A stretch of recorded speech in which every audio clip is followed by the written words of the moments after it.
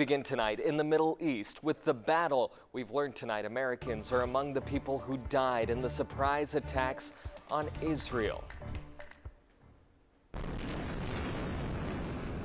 A state of shock and a state of war in that country. This is one of more than 400 targets Israel struck in the Gaza Strip over the last 24 hours.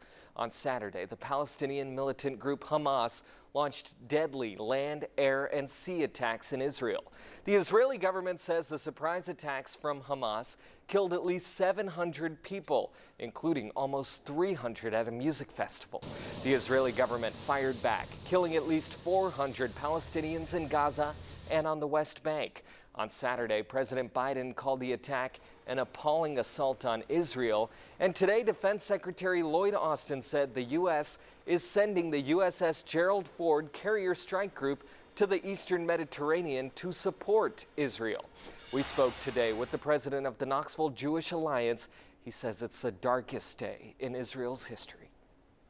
We're literally talking about people who were having parties and were at outdoor music concerts that heard rocket fire and then had people on trucks show up and start shooting them down.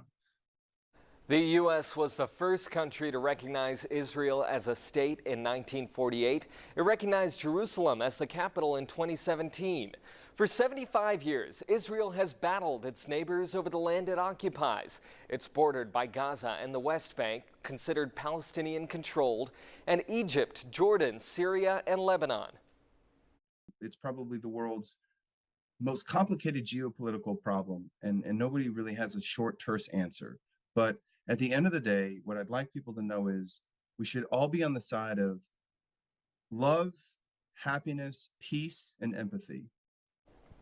Today, Tennessee Republicans in Congress sent a letter to President Biden. They say, quote, "We urge this administration to support Israel however possible, including by providing any and all weapons and munitions necessary." They add, "We must act swiftly and strongly." Meantime, a local church, First Baptist Church of Knoxville, says 12 of its members are in Israel right now. They arrived in Tel Aviv Friday for a pilgrimage and an educational trip to the Holy Land. Their youth pastor at the church says the group's goal was to retrace the steps from the New Testament. Now he says they're in a safe area, but he's asking for prayers. We believe that everyone is of worth.